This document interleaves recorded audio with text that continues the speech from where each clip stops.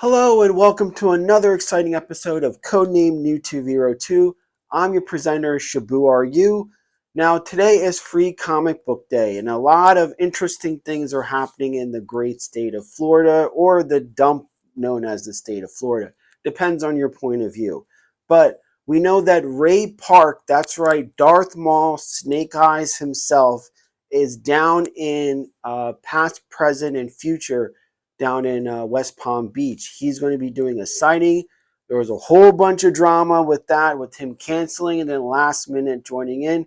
I've been invited to go down there, but I'm going to have to decline because, like every year, I go to Famous Faces and Funnies. You know, they're more than, this is what's awesome about and why I encourage everybody, especially us that are over 40, to go back and revisit the comic shops, the local comic shops.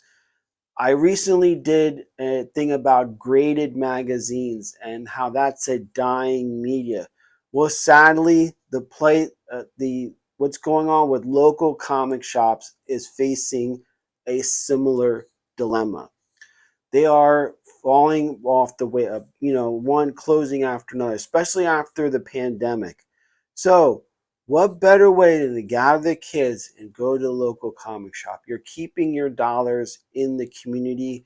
You're making your community stronger. Doesn't matter color, creed, race, whatever. It's the human mankind coming together and having a good time. Something that's safe, creative, and an excellent way to share with everybody else. So, with that said, let's go to Famous Faces and Funnies Free Comic Book Day.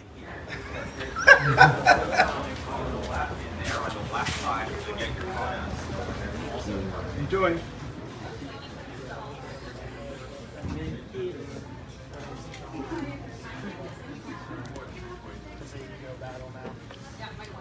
Yeah, I'm sure this is gonna battle last. I think you learned filming over. I liked it and she liked it. I just watched my kids play. I never played this. And if you want to enter to win, just take your receipt and bring it over to me.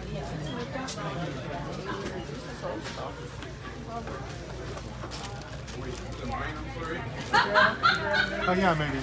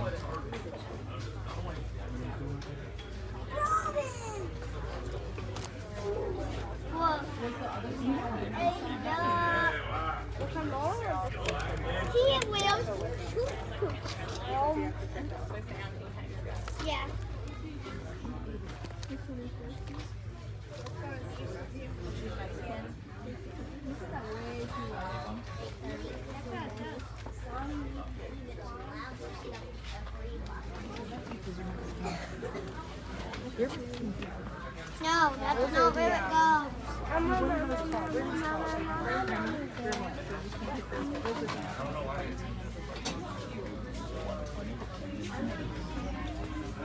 Before they get wet?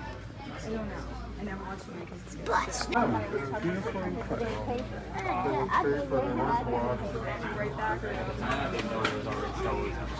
And then they're waiting for the artists.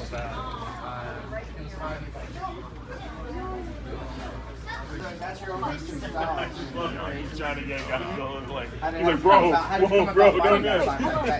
And then finally, like, not grabs him by the tail. He's trying to like drag him to the portal. He's like, and just kind of moves into it. Like, orange, which you want. Did you say they all have like the same kind of Boy, my wife's like, everybody, when they see it, they'll. A piece of pickle falls on it. That may be the best part.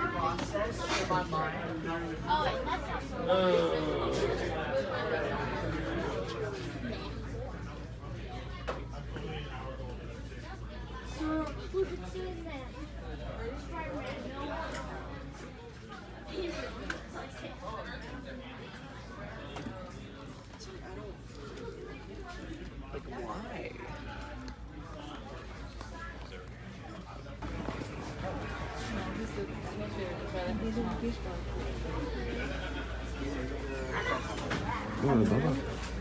Yeah.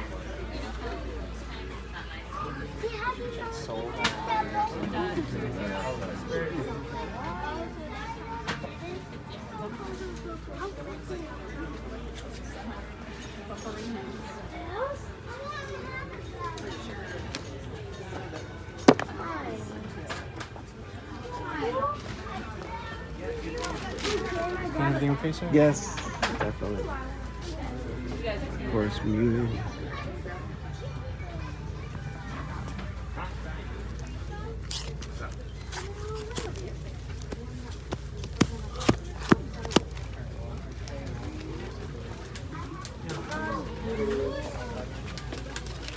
Alrighty, so we are back from another year, another successful free comic book day. And I'm going to say it, like the comics are kind of like the sprinkles on top of the ice cream. But the actual ice cream is the people that work there. This is their Black Friday, and you'll get to see everybody, all the staff that works there. For example, if you go in at 11 a.m., you'll see certain employees. If you go in at 6 p.m., you'll see certain employees. If you go in at 9 p.m., you'll see certain employees. Weekends, weekdays. So this is a day you get to see everybody together. And I'm going to say that on behalf of the community and everybody, especially directed to Famous Faces and Funnies, Rick and his amazing staff there, thank you. Thank you for all that you do, for providing a safe place for people. I cannot, part of this partnership, a friendship that I have, it's more of a friendship. I know I start off my videos by saying sponsor. It's not really a sponsor. It's a friendship. And I will do everything to support that store because it's been there for not just for me, but for a lot of people. Like, whether you're into cosplaying, into gaming, whether you're comics, action figures, it's a spot that everybody, especially in our little tiny niche in the world, can go to and have a good time. So thank you, Rick. Thank you, Famous Faces staff. On a side note, I got word that Ray Park is now visiting the Past, Present, Future Davies store. And I was asked, if I wanted to go there because I actually was extended an offer to interview Ray Park for a little bit while he's in the middle of doing his signings and stuff. But I just don't feel like driving all the way down to fucking Miami, especially with I actually have to go into work tonight and work tomorrow. So I'm like, I cannot pull this off. So unfortunately, maybe next time we'll get to have a sit down or a few Q&As with Darth Maul, Snake Eyes himself. We're going to put that on hold. Now, I'm filming out here, and I know I showed flipping through some of the issues for Free Comic Book Day, so I decided we're going to do a pickup video inspired by Free Comic Book Day. The rule is you could pick up 10 or 5 or 10 books a piece. So I picked up the few books that interested me, and I thought I'd be willing to share. Now, like I said in the beginning, it is important to go. It's not just picking up these free comic books. It's also spreading it down the pipeline to like these smaller independent publishers. This is getting kind of like writers, inkers, real artists, they're still trying to break in. This is how they go about doing it now. We're in a day and age, and I talked about it, like I said, in the unboxing, the Graded Magazine unboxing. We got to keep the human element somewhere in this digital world, because without that, we're going to see what we see going on in the world today of hatred, misunderstanding, division. It's important to extend a hand in friendship and solidarity versus a closed fist. This is more powerful than this. Yes, it's true. So without further ado, let's go dive into some of the books I picked up.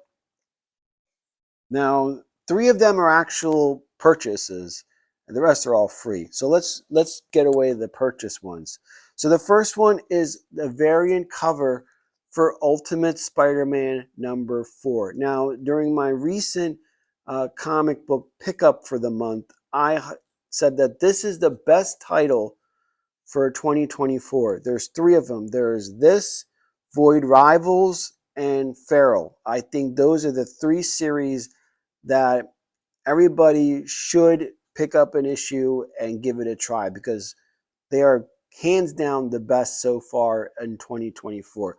So this is the variant cover for Ultimate Spider-Man issue number 4, and it looks like everybody's playing poker or night out with the adults, because Peter Parker now is a grown man. He's not a teenager. He discovered his powers later in life, not during a high school field trip. So what would happen if Spider-Man became Spider-Man after he had 2 kids? He's married, he has a job, he's middle-aged now. So gives us hope. The next book that I picked up, everyone's talking about that Dave Stevens, all of his artwork, his pinup artwork, and my regulars know that I've always been a fan of that. I think there is a fine line between art and then pornography. Let's be honest. This is art, and you see Michelangelo, all of these Renaissance artists. It's how to capture the form that is absolutely amazing. I think that is very difficult. It's a very difficult thing, and that's what I've always kind of appreciated. It should be sexy. It should be attractive. It should be stimulating.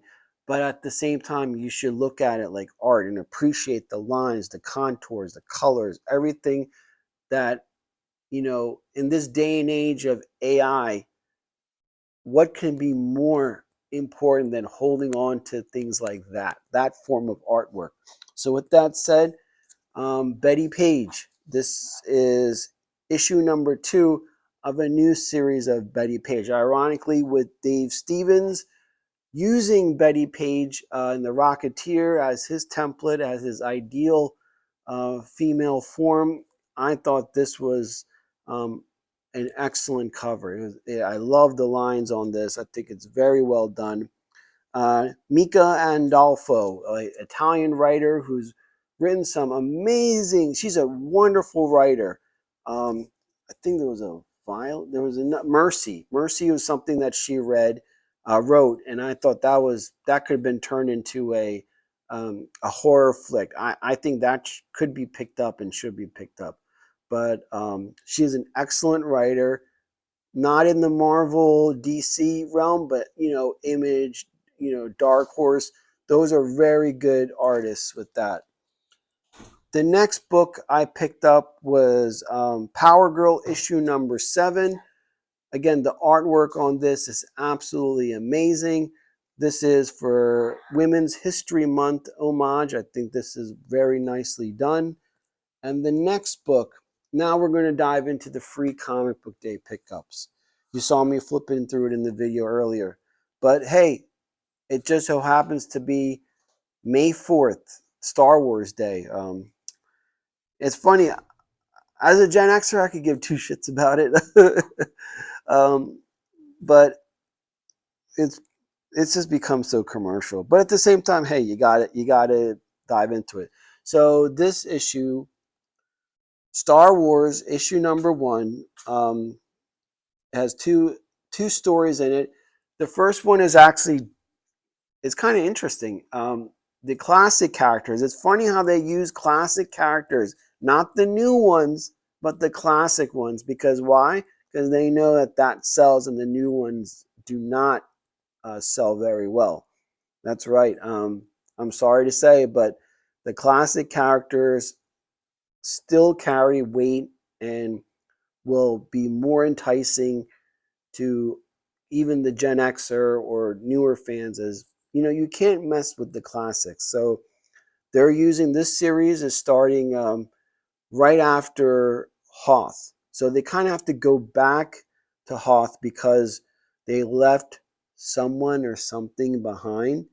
So imagine returning to the site of your worst defeat and having to go through it. And oh yeah, the Empire is still there. So they've kind of like taken a shop. And then I think the second story is I haven't read the second part yet. Is actually after the fall of the Empire. So dealing with that Mandalorian, that we're seeing the Filoni verse, so to speak. So old and new, it's a good mixture. I think is a pretty good pickup.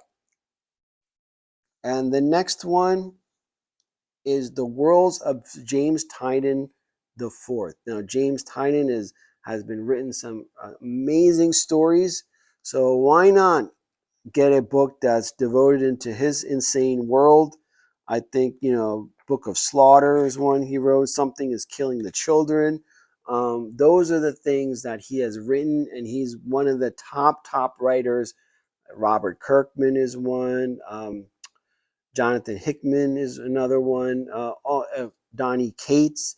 So for us Gen Xers, we remember, probably John Byrne, Chris Claremont, all those iconic ones, George Perez, Danny O'Neill, now, and then in later in life, it was the Todd McFarlanes, the Jim Lees, so on and so forth.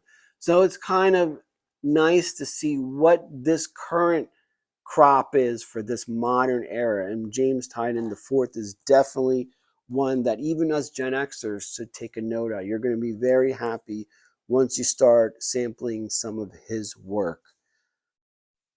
The next one I picked up is Romeo versus Juliet. Wow. I don't know anything about this, but I like it when they take different spins on classic tales. And, I think that's pretty interesting. Also, a nice advertisement for the latest edition of the Overstreet Price Guide. Now, this is the Bible for comic books. Everybody knows that. All this grading is based upon Overstreet guidelines. But what's interesting is I didn't realize that this marks the 30th anniversary of Lady Death. An independent character. And we talked about that when we looked at the Evil Ernie issue number 2, that, wow, Lady Death has been around for 30 years. And that's pretty remarkable.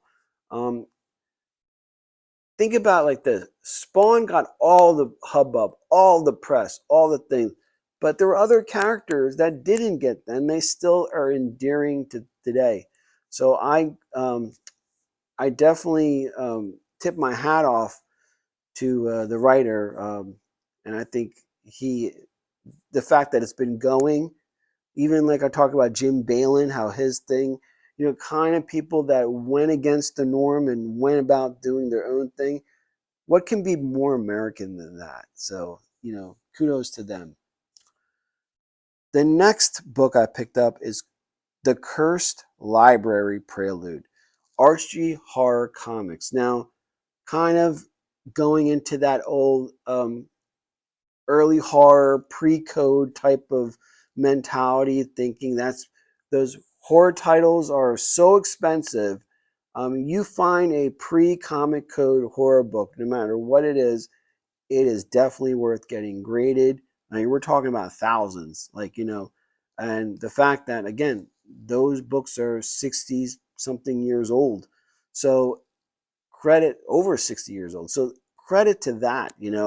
And I think that's kind of cool. You guys know that I always loved the little bit of the horror, little bit of the witchcraft, little bit of the sorcery. It's not always just those iconic Gen X franchises of G.I. Joe, Transformers, Thundercats, Voltron. I like this stuff just as much because that's the beauty of comic books.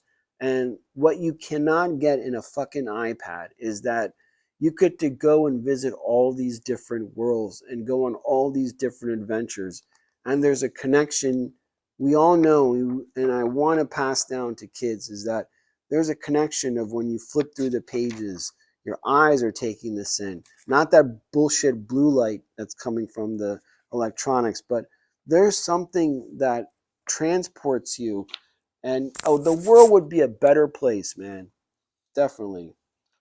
So another one is piggybacking off of the Ultimate Universe. This is the free Spider-Man in that Ultimate Universe story. So this is definitely going to be interesting to see, especially now that I got issue number 4. The Ultimate Universe, there is X-Men, there is Black. I know I've been talking about Spider-Man, but there's more to it. So there's a whole world building going on at the same time with this latest Ultimate releases. But I've kind of focused in more on the Spider-Man character, not Black Panther and not Avengers. So with that, the next book I picked up is Marvel's Voices. Now, this is interesting. I mean, I'm going to say it. This is probably a woke friendly book. I'm not saying anything positive. I'm not saying anything negative. It's just that's what it is. But what's interesting is there's probably keys in some of these free comic book days. I talked about Bloodlines, which is the first appearance of Blade's daughter. I got that graded, and I think, again, free comic book day, but it's going for about $20, $25. That's pretty good for a free comic book day offering. So don't sleep on these free comic book day offerings. They often introduce new characters. The next book I picked up, the second to last, is called Elementals. And this just has 80s artwork vibe all over. I see John Byrne's She-Hulk right there. That's not her, but I get that vibe. And you guys know I love me that whole 90s She-Hulk run. I got so many of those graded. But again, look at that. Classic newspaper print. Not, this just harkens back to our childhood, this offering. So I don't know what it's about or what's the story going to be, but it just, for a Gen Xer, this book, just look at it. This definitely could have been some offering 1987, man. It'll fit right in. So naturally, I gravitated to that offering. So the last book and the most important book is the Energon universe. And we have Megatron front and center. And the whole story arc, there's a lot of things going on with Megatron. I haven't dived into this yet. I'm still reading the latest Duke and the latest, I finished the Cobra Commander, so I'm all caught up. But yeah, there's something significant about this issue in particular, because Skybound / Image have been really, really promoting people to pick this up. So I'm really looking forward to diving into this book. And this is definitely one that is going to get the bag and board treatment. Whoa, I just flipped through and saw some wonderful things. Wow, like a falcon or maybe a baroness in baroness attire. So I'm already excited about this one. Anyway, that does it for Free Comic Book Day in 2024. I hope everybody is having a good time, and God willing, we'll do this again next year. Take care.